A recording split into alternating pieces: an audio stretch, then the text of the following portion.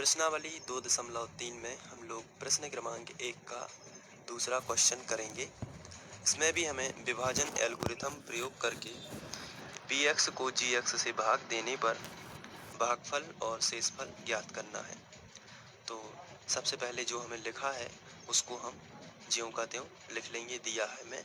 और जो हमारा gx है इसको व्यवस्थित करते हुए हम लिखेंगे। जो अचर पद है इसको हम बाद में लिखेंगे और जो चर राशि है इसको हम पहले लिख देंगे। आइए लिखते हैं। तो इस तरीके से आप लिख लेंगे और इसमें मैंने x वर्ग के बाद माइनस x लिखा हुआ है और उसके बाद प्लस 1 लिखा हुआ है। इसी तरीके से आपको भी कर लेना है, उसके बाद ही आगे बढ़ना है। अब हम लोग भाग का चिन्ह बना लेते हैं। तो यहाँ पर भाग के चिन्ह में आपको जो बड़ी संख्या दिख रही है उसको अंदर लिखेंगे। ये जो है x पर 4 की घात यानी px को आप हमेशा अंदर लिखोगे, माइनस 3x वर्ग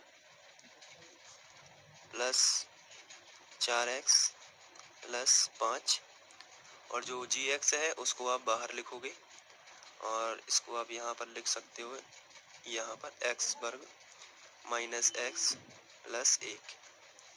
अब आपको भाग प्रोसेस करनी है। तो चलिए किस तरीके से करते हैं देख लेते हैं। इसके लिए आपको पहला पद यहाँ और पहला पद यहाँ दोनों देखना है।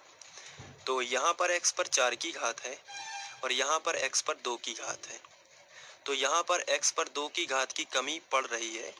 यदि इसको x पर 2 की घात और दे दी जाए तो ये जाके x पर 4 की घात बना लेगा। तो जो कमी पड़ रही है उसको हम यहाँ लिखेंगे और जो कमी यहाँ पर लिखी हुई है उसका गुणा इसमें भी होगा, उसका गुणा इसमें भी होगा और उसका गुणा इसमें भी होगा। तो ये बात आपको ध्यान रखना है। लेकिन कमी कहाँ से पता की जाती है? यहाँ के पहले पद को देखकर और यहाँ के पहले पद को देखकर। ऊंची घात वाले पद को हम देखकर, दोनों के ऊंची घात वाले पदों को देखकर हम कमी को पूरा करते हैं और उस कमी का गुणा इसमें भी होगा, उसमें इसमें भी होगा और उसका गुणा इसमें भी होगा। तो चलिए अब हम गुणा करते हैं। x वर्ग का गुणा x वर्ग में करेंगे तो ये आएगा x पर 4 की घात। x वर्ग गुणा माइनस x में होगा तो सबसे पहले ये माइनस है, यहाँ पर कोई भी चिन्ह नहीं लगा है तो ये प्लस माना जाता है। तो प्लस माइनस का माइनस ही आता है और x का घन आएगा यहाँ पर, क्योंकि यहाँ पर x है और यहाँ पर x वर्ग है। लेकिन यदि हम यहाँ पर देखें तो हमें कहीं भी जो है घन नहीं दिखाई दे रहा है। हमारे क्वेश्चन में जो दिया गया था उसमें वर्ग है या फिर 4 की घात है, लेकिन 3 की घात यहाँ पर बन रही है क्योंकि 2 की घात यहाँ पर है, 1 की घात यहाँ पर है। तो 3 की घात हमारे पास यहाँ नहीं है तो हम इसको अलग से लिखेंगे और इसको थोड़ा सा और बढ़ा देते हैं यहाँ पर और इसको लिख देंगे। तो x वर्ग का गुणा x में होगा तो आएगा x घन। तो हम यहाँ पर लिखेंगे माइनस x घन, इस तरीके से। अब ना ही मैंने वर्ग के नीचे लिखा है, ना ही x के नीचे, ना ही अंक के नीचे, इसे हम अलग से ही लिख सकते हैं क्योंकि 3 की घात को 3 की घात के नीचे ही लिखना पड़ता है और यदि ऊपर नहीं है तो हम उसे अलग से किसी भी चीज़ के ऊपर ना लिखकर खाली जगह के नीचे लिखेंगे।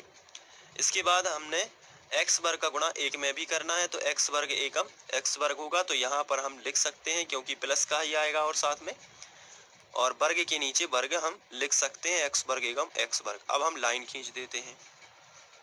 लाइन खींचने के बाद हम जो दिया गया है इसके ओरिजिनल चिन्ह को लिखते हैं। सबसे पहले यहाँ पर जो है इसमें कोई भी चिन्ह नहीं लगा है तो इसका ओरिजिनल चिन्ह होगा प्लस।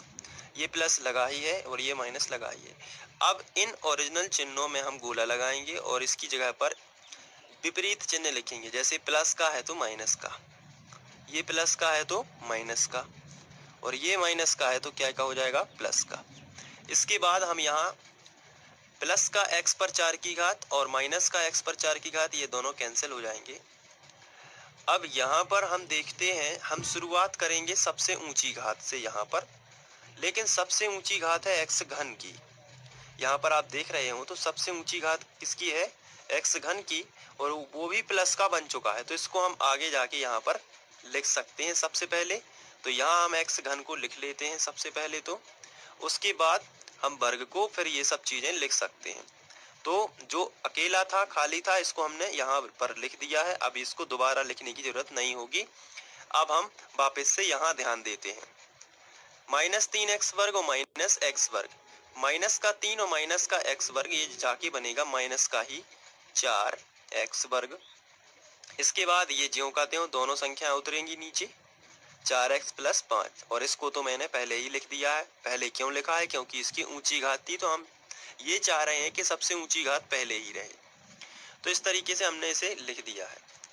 अब हम फिर से एक बार भाग की प्रोसेस को करेंगे और पहले पद और पहले पद का मिलान करेंगे। तो आप यहाँ देखते हैं, यहाँ पर x³ है और यहाँ पर x² है। फिर से तुलना की हम लोगों ने, तो यहाँ पर इसको इसके जैसा बनने के लिए एक x की कमी पड़ रही है, वो भी प्लस के, क्योंकि यहाँ पर कोई भी चिन्ह नहीं लगा है तो प्लस माना जाता है। तो हमने यहाँ पर प्लस और एक x इसको दिया। अब इसने इसका गुणा होगा तो x³ ही आएगा। तो ये जो कमी थी हमने यहाँ लिख दी। अब इस कमी का गुणा इसमें भी होगा, इस कमी का गुणा इसमें भी होगा और इसका इसमें भी होगा। तो चलिए गुणा करते हैं। x का गुणा x² में होगा तो आएगा x³। x का गुणा -x में होगा, तो सबसे पहले चिन्हों का गुणा कर लेते हैं, क्योंकि माइनस बीच में आया है। और यदि प्लस आता है तो कोई टेंशन नहीं रहती है, लेकिन माइनस आया तो हम गुणा करेंगे चिन्हों का। माइनस प्लस का बनेगा -x का गुणा x में होगा तो x² आएगा। तो -x का गुणा x में किया तो आया x²। इसके बाद x का गुणा 1 में करेंगे तो x एकम x ही आएगा, तो इसे x के नीचे हम लिख सकते हैं x एकम x। तो यहाँ पर आप देख रहे हैं 3 की घात के नीचे 3 की घात आई है, 2 की घात के नीचे 2 की घात और x के नीचे x आया है। अब हम लाइन खींचते हैं। तो लाइन खींचने के बाद हम इनके ओरिजिनल चिन्ह लगा लेते हैं। जैसे यहाँ कोई भी चिन्ह नहीं लगा है तो ये प्लस का माना जाएगा, ये माइनस का है ही और ये प्लस का भी है। अब हम इनके ओरिजिनल चिन्हों में गोला लगाकर इनके विपरीत लिखेंगे। जैसे ये प्लस का है तो ये माइनस का, ये माइनस का है तो ये प्लस का, और ये प्लस का है तो ये माइनस का। अब यहाँ पर हम देखते हैं प्लस का x³ माइनस का x³ समान संख्या जो है या समान राशि है, लेकिन प्लस माइनस में है तो ये कैंसिल हो जाएगी। यहाँ पर माइनस का 4 है, प्लस का 1x है, तो माइनस के 4, माइनस वाली संख्या बड़ी है इसलिए माइनस का चिन्ह आएगा, क्योंकि माइनस के 4 है लेकिन प्लस का क्या है 1 है, तो माइनस की संख्या बड़ी है। अब 1 से कितनी बड़ी है? तो आंसर है 3 बड़ी है, तो आएगा 3x²। यहाँ पर देखते हैं 4x प्लस का है लेकिन माइनस का 1x है, तो यहाँ पर प्लस की संख्या बड़ी है 4 और यहाँ एक छोटी है माइनस की, तो प्लस का चिन्ह आएगा और 4 में से 1 चला जाएगा तो 3 आएगा। 3x और प्लस के 5 है ही पहले से।